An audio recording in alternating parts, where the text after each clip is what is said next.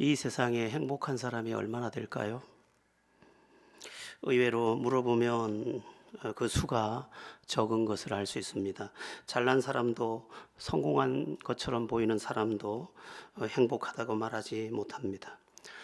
제가 어렸을 때 친하게 지내던 친구가 있었습니다. 굉장히 부잣집이었고 2층 양옥집에 이렇게 계단 사이로 올라내리고 피아노가 있고 그런 모습을 보면 늘 부럽기도 했었습니다.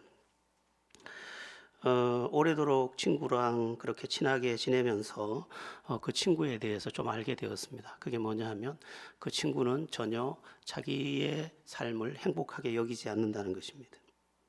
심지어 일찍이 가출을 해서 고등학교 입학도 하지 않았고 객지를 떠돌다가 청년이 되어서야 또 돌아와서 또 친한 친구로 지냈습니다.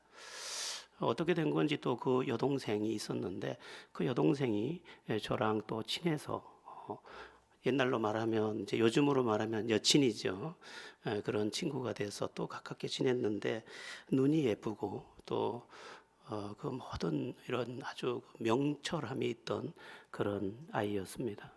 그런데 그 아이와도 이야기를 하고 뚝방길을 걷고 그러면서 알게 된 것은 내 친구의 동생 이 여자아이도 전혀 자기의 인생을 행복하게 여기지 않는다는 것을 알게 되었고 그 여동생 또한 중학교를 졸업 맞고 서울로 떠나가 버렸습니다. 나도 내가 불행하다고 느꼈는데 그 친구들도 자기 인생을 자기들의 그 가정 형편과 상관없이 불행하게 여기고 있었다는 것을 알게 됐습니다. 돈도 많고 아버지도 참 멋있고 또 엄마도 아주 따뜻하고 그렇게 현숙한 여인처럼 보였는데 그 집안에 무슨 불평이 그렇게 많고 뭘 그렇게 불행하다고 여겼을까 그렇게 생각해 보기도 합니다. 기부천사로 불리우는 우리 시언 정혜영의 남편인 시언이 그 연예계에서 어떤 이제 선배들을 만나면 늘 이런 질문을 한다고 합니다. 형은 행복해? 그러면 이 연예계 선배들이 대답하는 그 대답이 뭐냐 하면 이 세상에 행복한 사람이 어디 있냐? 그렇게 말을 하더라는 것입니다. 그래서 시온은 대답한답니다. 형, 어떻게 들릴지 모르지만 난 행복해. 하나님 안에서. 형, 예수 믿자. 그렇게 많은 이들을 전도한다고 합니다. 요즘 우울증 문제가 매우 심각한 사회적 문제가 되고 있는데 우울증에 대해서 말할 때 뇌의 신경 전달 물질이 불균형으로 인해서 초래되는 현상이다. 그 뭐 흔히 말하는 세라토닌 그 뇌에 있는 그 신경 전달 물질의 저하가 우울증을 부른다. 그렇게 의학적으로는 말하고 있습니다. 그러나 의학적으로 접근하지 않고 그냥 일반적으로 접근하면 그의 우울함의 문제의 처소가 어디냐? 마음이라는 것입니다. 마음이 우울해서 그의 모든 것이 우울하게 해석되는 것입니다. 이 가을도 우울하게 해석이 되는 거죠. 저기 봐, 저렇게 낙엽이 떨어지잖아. 너무 슬프지. 낙엽처럼 내 인생도 떨어져 내리면 어떻게 될까? 이렇게 생각하는 것입니다. 실제로 슬픈 게 아니라 마음이 슬퍼서 슬퍼진 것이죠. 그래서 우리의 인생은 마음과 직접적인 연관을 다 가지고 있습니다. 마음이 고통이면 인생이 고통이라고 해야 합니다. 마음이 기쁨이면 인생이 행복이라고 또 해야 합니다. 여러분 눈에 보이세요? 저기 가는 어떤 아이가 있는데 저 아이가 왜 행복할까요? 마음이 행복해서. 저기 가는 저 청년이 왜 저렇게 우울할까요? 마음이 우울해서. 그러니까 그의 형편, 그의 처지, 그의 환경, 그의 모든 조건 그것과 전혀 상관없이 실제적인 문제는 마음의 작용에 의한 것이다. 이렇게 보는 것입니다. 어떤 아이는 엄마 옆에서 굉장히 행복해합니다. 어떤 아이는 엄마 옆에서 굉장히 우울해합니다. 왜 그렇습니까? 그 아이의 마음에 우울함이 지배하고 있는 것과 기쁨이 지배하고 있는 것의 차이인 것입니다. 그래서 이렇게 말씀드릴 수 있습니다. 사실보다 더 중요한 것은 그 사람의 마음이다. 그러니까 사실이 어떤 것과 상관없어요. 저희 시골에 이렇게 보니까 정말 그 가난하고 형편이 어려운데 어떻게 행복할까 싶지만 그 집에서는 항상 웃음소리가 들려왔었습니다. 참 신비하다. 그 집 마루에 가서 자주 놀았습니다. 왜냐하면 그 웃는 분위기가 너무 좋아서. 우리 집은 너무 심각하니까. 그래서 그 집 틀림없이 우리가 그 집보다는 부자인데 틀림없이 저 집은 오늘 한 끼 식사를 위해서 전전긍긍했는데 저 집에는 웃음이 있고 우리 집에는 웃음이 없네. 이런 생각을 했었습니다. 마음, 그 마음에 무엇이 들었느냐에 따라서 웃을 수도 있고 또 슬플 수도 있는 것이 우리의 인생이라는 것입니다. 우리 여기 있는 학생들이나 대부분의 사람들의 생각은 모든 것이 돈이 없어서 그래, 우리 집이 뭐 엄마 아빠가 싸워서 그래, 뭐 별의별 이유를 다 갖다 붙여도 실제적으로는 내 마음의 작용이 그렇게 만드는 것입니다. 그래서 성경은 뭐라고 말씀하고 있느냐? 무릇 지킬 만한 것보다 더욱 내 마음을 지키라. 생명의 근원이 이에서 남이니라. 네 마음 때문이다. 네 마음 때문에. 그래서 우리의 마음이 좋은 마음이 되면 좋은 인생이 되는 것입니다. 마음이 평안하면 인생이 평안한 것입니다. 마음이 들뜨면 인생이 들뜨는 것입니다. 그래서 다른 문제라고 자꾸 여기지 말고 마음의 문제다, 마음의 문제다 이 인식을 가져야 합니다.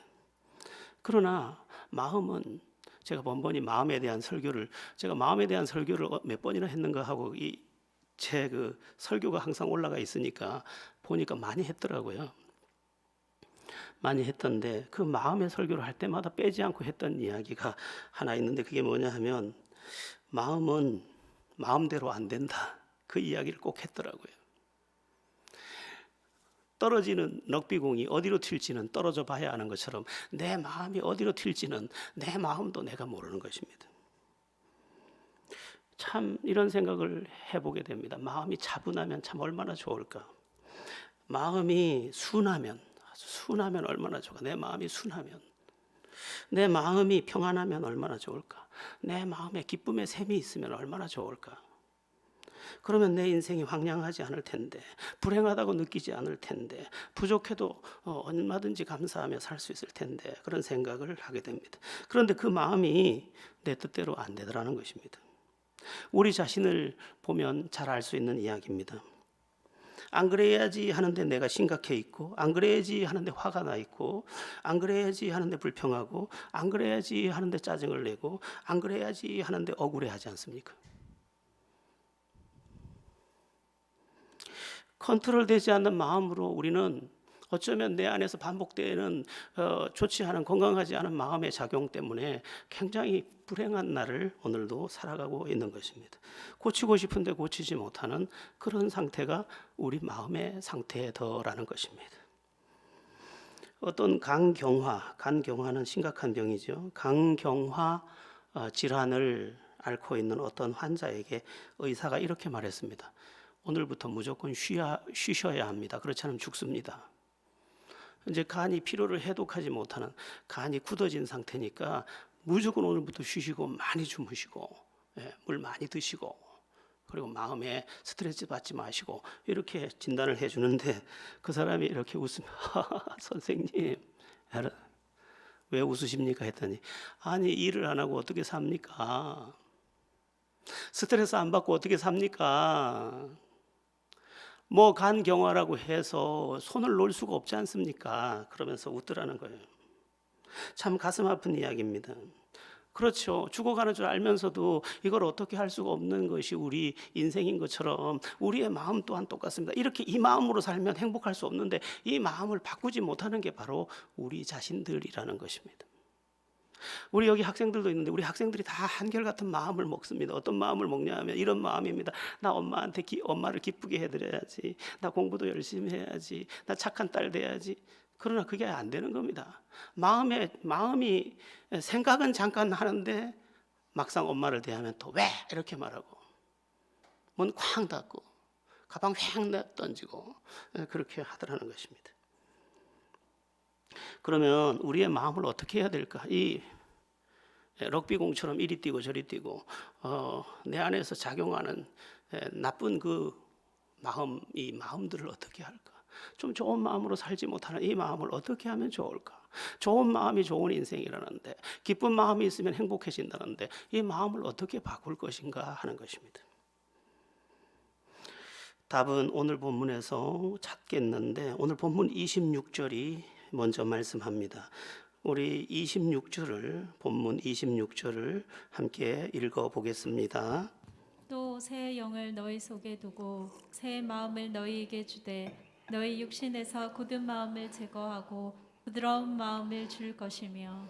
아멘. 새 영을 너희 속에 두고, 이 말은 새 영은 성령을 가리킵니다. 성령을 너희 속에 두어 너희 마음을 새롭게 바꿔주겠다. 성령을 보내서 너희 마음을 새 마음이 되게 해주겠다. 그렇게 말씀하고 있는 것입니다. 여러분, 인생이 바뀌려면 마음이 바뀌어야 되거든요. 근데 마음이 안 바뀌는데 성령을 우리 마음에 보내서 성령을 통해서 우리의 마음을 새 마음으로 바꿔주겠다. 근데 그 새 마음은 어떤 마음이냐? 복된 마음이라고 말씀하고 있는 것입니다. 특별히 여기 보면 육신에서 굳은 마음을 제거하고 이렇게 했는데, 이 굳은 마음 굉장히 중요합니다. 이 굳은 마음이 어떤 마음인가 하면 다친 마음입니다. 다친 마음. 씨를 뿌리려고 농부가 씨를 뿌리는데 이 흙에다가 씨를 뿌리는 게 당연하지만 그냥 뿌리면 싹이 안 납니다. 굳어있는 이 단단한 땅에는 씨앗이 들어가질 않기 때문입니다. 그래서 이른 봄이 되면 전부 농부들이 논밭을 가는 겁니다. 왜? 씨를 뿌리려고. 근데 이 굳은 마음은 이 단단한 흙과 같아서 진리의 말씀이 들어와도, 좋은 이야기가 들려도, 좋은 기회가 와도 내 마음에 심겨지지를 않는 것입니다. 그래서 탱탱탱하고 바위 위에 떨어진 씨앗처럼 내 마음에 닿지 않고 심겨지지 않고 튀쳐나가 버리는 것입니다. 그리고 이 굳은 마음은 어떻게 보면 비뚤어진 마음입니다. 그리고 굉장히 상처받은 마음입니다.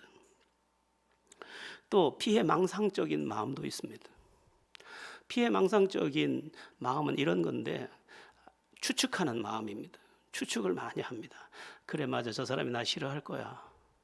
그렇게 추측을 하고 그 추측을 확신해 버리는 것입니다. 피해망상 환자를 다루기가 참 어렵습니다. 저 사람이 우리 엄마를 죽였어, 이렇게 망상을 하게 되면 확신을 가져버립니다.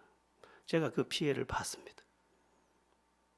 저하고 자기하고 나하고 자기 엄마하고 전혀 알지도 못하는데 자기 엄마를 내가 죽였다고 망상을, 그 추측을 가지고, 확신을 가지고 상대를 공격하는 것입니다. 그러니까 그 삶은 자유를 얻지 못하고 망상 속에서 결박되어 가는 것입니다. 여러분, 너무 짐작하지 마세요. 한국 사람들에게 너무 나쁜 은사가 하나 있는데, 눈치 은사라고 해요. 너무 눈치를 보고, 맞지, 맞아, 목사님 나 싫어할 거야, 우리 엄마 나 싫어할 거야, 우리 아빠 나 싫어할 거야, 선생님이 나 싫어하는 게 분명해, 나를 쳐다보지도 않아서 나한테 분필을 던진 적도 있지, 막 그냥 확신을 가지고 그 확증 안에서 분노하는 것입니다. 여러분, 판단을 함부로 하면 안 됩니다. 남자와 여자가 만나서 수십 년을 함께 살았습니다. 50년을 함께 살고 한 부부가 남편이 아내를 보고, 선생님의 저 부인은 어떤 분이십니까? 그러니까 잘 모르겠어요. 아니, 50년을 살았는데도 몰라요. 예, 모르겠어요. 그게 사람입니다. 살아도 모르는데 안 살면서 어떻게 그렇게 잘하는지 무조건 자꾸 판단하고 정죄하고 확신을 딱 가지고, 그래 맞아, 이렇게 하고는 자기 분노에 스스로 빠져버리는 것입니다. 넘겨짚어서 확신해 버린다면 자기 자신부터 먼저 상처로 얼룩진 상태를 계속 살아가게 될 것입니다. 우리 엄마들이 참 대단했던 것 같아요. 우리 엄마 세대들은 속는 줄 알면서도 속았습니다. 제 세대는 용돈이라는 개념이 없어서 돈을 쓸 일은 많은데 집에서 용돈을 안 줍니다. 그러니까 거짓말을 하게 되는 거죠. 등록금이 얼마라고 속이고, 또 책값이 얼마라고 속이고, 세책돈 받아가지고 헌책 사서 쓰고, 이런 일들이 참 많았습니다. 그런데 놀라운 것은 다 알면서도 속아주더라는 거예요. 너무너무 달랐죠. 그래서 그 속아준 그 너그러움과 그 넉넉함 때문에 우리가 살 수 있었습니다.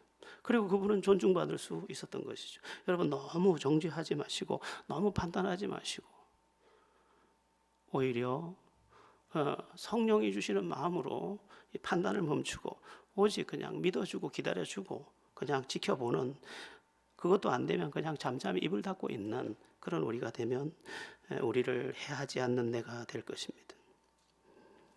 자, 마음을 새롭게 해야 합니다. 그러면 우리의 인생이 새롭게 되는데, 특별히 이 삼위일체 하나님 가운데 성령 하나님, 그 성령 하나님은 모든 것을 새롭게 하는 영입니다. 창세기에 보면 벌써 창세기 1장에 누가 등장하냐면 이 성령 하나님이 등장합니다.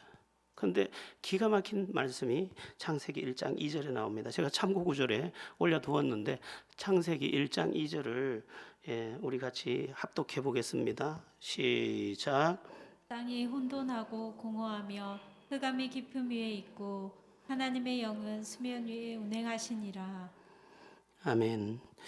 여기 보면 땅이 혼돈하고 공허하며 흑암이 깊음 위에 있고 하나님의 영은 수면 위에 운행하셨다 이렇게 되어 있는데, 이 창조가 이루어지기 전에 이 지구의 모습을 보여주고 있습니다. 세 가지를 말하고 있는데 혼돈, 공허, 흑암입니다.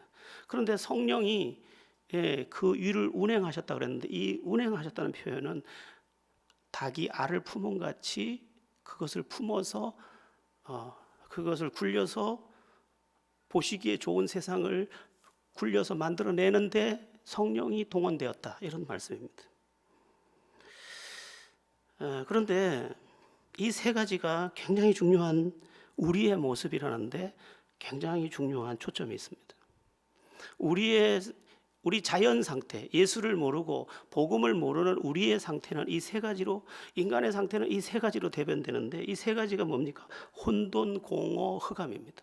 혼돈과 공허와 흑암 속에 있습니다.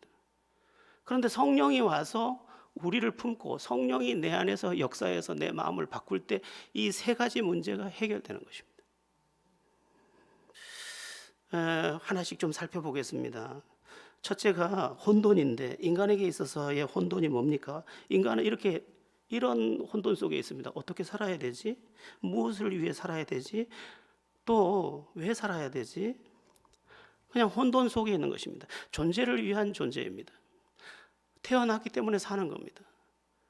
죽지 못해서 또한 사는 것입니다. 혼돈 속에 지금 우리가 있습니다. 그러니까 마음이 이게 갈팡질팡 어떻게 할 수가 없는 것입니다. 그런데 성령이 와서, 예수를 믿을 때 임한 성령이 와서, 또 기도할 때 임한 성령 충만의 은혜가 우리의 혼돈을 물리쳐서 보시기에 좋았더라로 바꿔주는 것입니다.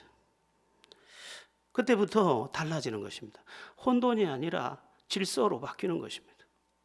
그리고 왜 살아야 되는지 알고, 무엇을 위해 살아야 되는지를 알고, 무엇을 버려야 하는 줄 알고, 무엇을 위해야 하는 줄 알고, 어디로 가는 줄 알고, 그런 내가 되는 것입니다. 여러분, 예수 믿는다는 것은 혼돈에서 빠져나왔다는 것을 의미하기도 합니다. 그래서 우리 여기 지금 학생들도 있고 한데, 여기 또 청년들도 있는데, 예수 믿으면 혼돈에서 빠져나와 버립니다. 여러분, 지금 청년들이요, 어떻게 살아야 될지 모릅니다. 어쩌면 80 먹은 노인도 어떻게 살아야 되는지 모릅니다. 어떻게 사셨어요? 그냥 살았어요. 그게 모든 사람의 이야기입니다. 여러분은 아십니까? 혹시 여러분의 나이가 50입니까? 여러분의 나이가 80입니까? 아십니까? 성령이 와서 혼돈을 물리쳐 주기까지 우리는 알 수가 없습니다. 여러분의 그 아주 혼돈스러운 마음, 인생, 그곳에 성령이 임해서 왜 살아야 되는지, 무엇을 위해 살아야 되는지, 내가 버려야 할 건 뭔지, 내가 추구해야 할 건 뭔지, 그 모든 것을 발견하고 그 안에서 평안과 행복을 정복하는 은혜가 있기를 축원합니다. 성령이 품었던 창조 전의 그 지구의 모습, 두 번째는 뭐냐면 공허했다. 공허. 우리 인간 상태와 똑같습니다. 인간은 현재 공허에 빠져 있습니다. 허무하다. 사는 것이 허무하다. 예. 뭐 그냥 일을 하다가도 공허하다, 허무하다. 그러니까 우리의 삶 전체를 지켜봤을 때, 아니 이렇게 졸업하고 진학하고 또 사람을 만나서 결혼하고 또 자식 낳고 기르고 뒷바라지하고 속 썩고 늙어가고 병들고 죽고, 우리 앞에 그려지는 그림은 전부 그것밖에 없습니다. 잠깐 웃다가 또 울고, 잠깐 웃다가 또 무거워지고, 잠깐 웃다가 또 지쳐버릴 우리의 인생인 거죠. 그래서 마음이 허무로 가득합니다. 그런데 성령이 와서 내 마음을 주장하니까 내가 채워지는 것입니다. 채워졌다. 그 채워짐이 나에게서 나타나는 반응이 뭐냐? 감사합니다. 이러기 시작하더라는 거예요. 아니 세상에 한 번도 없던 감사의 샘이 흘러서 내 입술이 감사합니다 이렇게 말하더라는 거예요.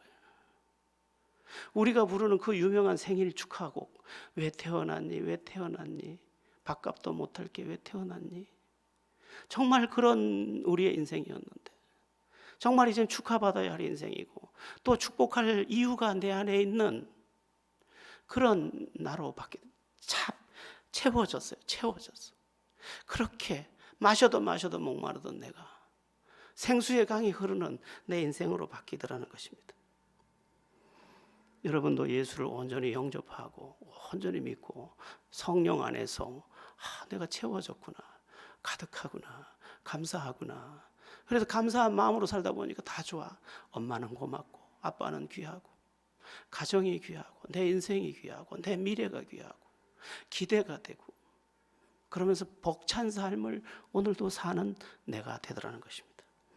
성령의 은혜로 예수 믿을 때 임하는 성령, 기도할 때 임하는 성령, 찬양할 때 임하는 성령, 예배할 때 임하는 성령, 그 바람이 임의로 불면 어디서 와서 어디로 가는지 알지 못한 성령으로 난 사람 다 이와 같은데, 성령이 지금 우리 가운데 운행하다가 우리 가운데 그렇게 임해서 성령이 우리의 안을 실질적으로 채워주고 그 텅 비어서 너무도 슬펐던 내 인생이 감사의 눈물로 바뀌어서 흐르는 새로운 샘물이 되어야 할 것입니다.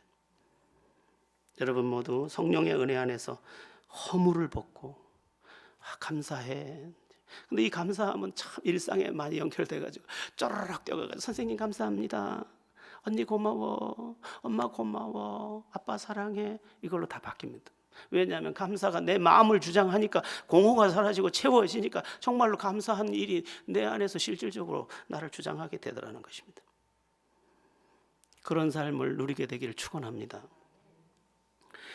창세기에서 또 이 창세기 1장 2절에서 지구의 세 번째 상태는 어땠습니까? 흑암의 깊은 가운데 있었다 이렇게 되어 있습니다. 이것도 자연적 상태의 인간의 마음을 대변합니다. 우리 인간에게 있어서 흑암은 어떤 겁니까? 앞이 캄캄한 겁니다. 희망이 안 보이는 겁니다. 절망이 깊어진 것입니다. 쉽게 말하면 살고 싶지 않은 것입니다. 제가 지난 주간에 책을 한 권 읽었는데 책 제목이 너무 충격적이어서 제가 좀 기도하고 읽었습니다. 책 제목이 뭐냐 하면 베로니카 죽기로 결심하다라는 책입니다. 첫 장부터 이제 그 자살 내용이 나옵니다.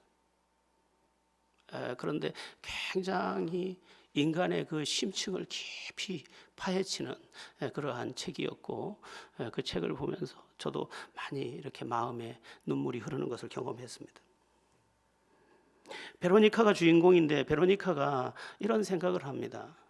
내가 이렇게 직장 생활을 하고 있는데 내 생김새와 내 모습과 비슷한 적당한 남자를 만나서 연애를 하겠지. 그리고 적당히 즐거워하겠지. 그리고 높이를 맞춰서 결혼을 하겠지. 그리고 나는 아이를 낳을 거야. 많은 고생을 하겠지. 아이 때문에 많이 속상할 거야. 그리고 늙어가겠지. 그리고 죽어가겠지. 그게 다야. 베로니카 뭘 머뭇거려. 자기한테 하는 말입니다. 그리고 이제 돌아다니면서 약국마다 약을 구해서 그것으로 자살을 하는, 그러나 자살에 성공을 하지 못해서 이야기가 이어지는 그러한 이야기입니다. 여러분, 인간의 현 상황은 소망적이라고 보기에 너무 그늘이 깊습니다. 우리는 어쩌면 뻔한 날들을 지금 걸어가면서 절망의 무드를 밟고 있습니다. 그러면 이 절망의 무드를 바꿀 수 있는 소망의 무드는 뭡니까? 소망의 주인 되신 성령께서 오셔서, 빛 되신 성령께서 오셔서 흑암으로 완전히 갇혀있는 나의 인생 전체를 조명해 주는 것입니다. 빛이 비춰줌으로 소망이 내 안에서 살아나는 것입니다. 오죽하면 석가모니가 인간을 저울질에서 내다보니까 전부 생로병사밖에 없어요. 나고 늙고 병들고 죽고 끝없는 영겁 가운데 헤어나지 못하더라는 거예요. 아무리 극복해도 극복되지 않더라는 거예요. 그는 답을 얻지 못했지만 현 주소만큼은 분명히 보고 있었던 거죠. 그런데 우리에게는 그런 절망만 보이는 게 아니고 현 상황이 절망이 틀림없는데도 불구하고 우리 안에 성령이 딱 임하더니 그 성령이 와서 흑암을 다 물리쳐 버리더라는 거예요. 한번 따라해 봅시다. 살고 싶어요. 살아 지내요. 행복해요. 그게 내 안에서 나와지는 거죠. 실제로. 어둠은 빛에 의해서 완전히 물러갈 수밖에 없습니다. 성령의 빛이 임하는 순간 그 흑암은 저 깊은 저 은밀했던 것까지 다 비춰줍니다. 내 안에 감춰놨던 불행까지 다 쫓아내주고 이 감춰놨던 쓴 마음까지 다 비춰서 없이 해주는 것입니다. 믿음은 사실 그런 것입니다. 믿음이 와서 나를 변화시켰다. 그 변화시킨 현 주소가 어디냐라고 물으면 마음의 처소입니다. 마음을 바꾸고 그 다음에 나의 지정의 깨달음을 바꾸고 감정을 바꾸고 의지를 바꾸고 그 다음에 행동을 바꾸고 태도를 바꾸고 목적을 바꾸고 가치를 바꾸고 세계관을 바꾸고 그러면서 승리로 나아가게 되는 것입니다. 그래서 새롭게 되었다는 말은 단지 새롭게 되었다라는 선언이 아니라 새롭게 된 사건이 내 마음에서 비롯되더니 그것이 내 안에 내 인생에 확장되면서 주 예수를 믿으라 그리하면 너와 내 집이 구원을 얻으리라는 말씀이 이제 나를 넘어 가정에 흐르고 너는 세상의 빛이라 가정을 넘어서 세상으로 비치는 등불로 나까지 쓰임을 받으라는 것입니다. 그러니까 오늘 우리에게 너무너무 절실한 것이 뭐냐라고 물었을 때 예수를 제대로 믿어서 제대로 믿을 때 임한 성령이 내 안에 들어와서 나를 이 모든 흑암과 혼돈 여기에서 공허와 이 모든 것에서 건져내고 새 마음이 내 안에서 생성되면서 새 인생이 시작돼야 하는 것입니다. 그러면 너무도 불행하다고. 우리 집은 왜 이렇게 불행해? 우리 집은 왜 이렇게 돈이 없어? 우리 집은 왜 이렇게 들어가기도 싫어? 그 집이 이제 햇빛 같은 찬란한 영광의 빛 가운데 들어가는 그러한 복된 가정이 되는 것이죠. 집에 자꾸 안 들어가려는 사람들 있죠. 뱅뱅 돌면서. 그거는 문제가 있는 거예요. 다른 데보다 집으로 자꾸 가려고 해야 돼. 집으로. 그 사람은 지금 그래도 안식처를 갖고 사는 거예요. 오늘 본문에서 특히 몇 가지 중요한 말씀을 하는데 성령을 통해서 우리의 마음을 어떻게 새롭게 하는지에 대한 구체적인 그 부분입니다. 26절을 보면 굳은 마음을 제하고 부드러운 마음을 주며 이렇게 말씀합니다. 이 부드러운 마음이라는 것은 잘 부서진 흙과 같은 아주 잘 받아들여지고 아주 그래서 고운 가루 같은 마음인 거죠. 여러분, 인생에서 제일 중요한 게 마음입니다. 마음보. 공자도 마음보 이야기를 많이 했는데 마음보가 굉장히 중요합니다. 그래서 인생은 마음이 까칠해서 인생도 까칠해지거든요. 이불도 이렇게 덮고 자다 보니까 어디 가끔 이제 해외 여행 가서 잘 때 그런 생각을 가끔 하죠. 아, 호텔 이불은 왜 이렇게 참 몸에 딱 붙고 좋지? 이불도 보드라운 게 좋아요. 옷도 이렇게 실크가 많이 섞여 있는 옷들은 보드라고 좋아요. 보드라운 마음은 더 좋아요. 왜냐하면 이 보드라운 마음은 내 인생 전체에 영향을 미치니까. 그래서 우리 예수님께서 온유한 자는 복이 있나니 저희가 땅을 기업으로 얻을 것이며 라고 했습니다. 땅을 기업으로 얻는다는 말은 땅을 어떻게 기업으로 얻습니까? 땅을 누린다 이 말이에요. 네 이 땅에서 행복하겠구나. 이 땅에서 행복하지 않은 사람의 대부분의 마음은 사나운 마음으로 사는 사람인 거죠. 사나운 마음.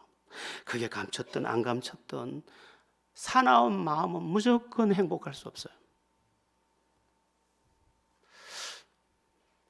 노자가 한 이야기 중에 하나인데 제자들에게 이런 말을 해요. 노자가 내 입을 보거라. 그래. 무엇이 보이느냐? 제자들이 그때 노자가 나이가 많아가지고 이가 다 빠지고 혀밖에 안 보여서 혀가 보입니다. 그와 같으니라. 단단했던 이는 다 사라지고 없구나. 부드러운 혀만 남았구나. 부드러운 것이 강한 것이니라. 자연 생태계도 딱 보면 사나운 맹수는 다 멸종 위기에 호랑이도 이제 얼마 안 남았어요. 그러나 순한 양은 아직도 가득하고 심지어 순하니까 사람들이 데리고 품고 잡니다.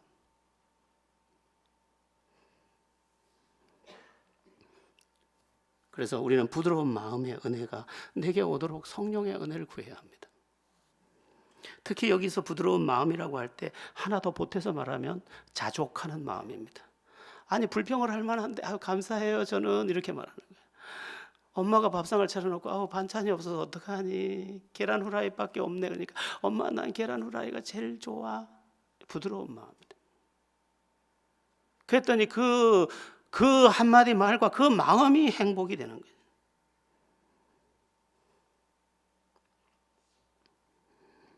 나는 엄마가 제일 좋아, 아빠가 제일 좋아. 이게 부드러운 마음이에요. 그럼 저절로 행복해지는 거죠. 나는 엄마가 제일 싫어, 아빠가 제일 싫어. 그거는 막 천하를 다 가져도 불행해. 아이폰 새로 나왔는데 그것도 사고 워치도 사고 다 가지고 있어도 까칠한 마음은 행복할 수가 없어요.